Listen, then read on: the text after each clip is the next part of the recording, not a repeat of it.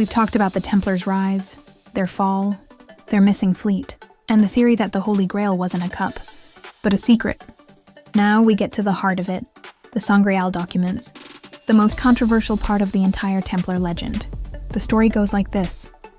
When the first 9 Templars dug beneath the Temple of Solomon, they weren't looking for treasure.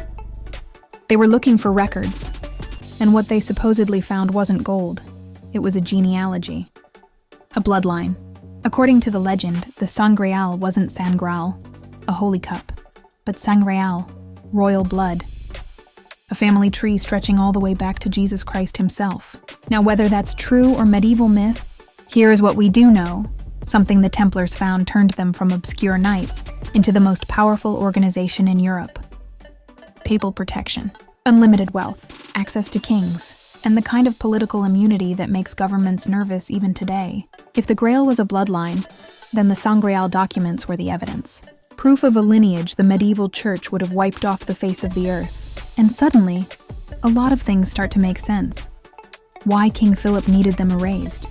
Why the Pope turned on his own warriors. Why no treasure was ever found. Why the fleet vanished. Why the Freemasons picked up the legend centuries later. Why Oak Island keeps popping up in these stories like a bad penny. Because if the Sangreal documents existed, you can burn bodies. You can torch temples. You can torture confessions out of dying men.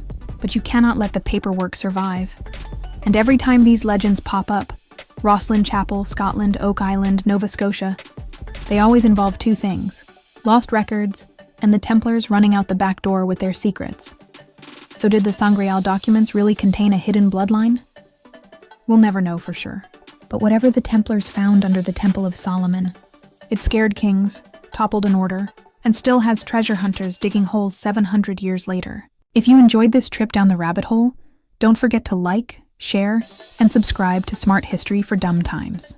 And if you feel like fueling more historical deep dives, the link to buy me a coffee is in my bio.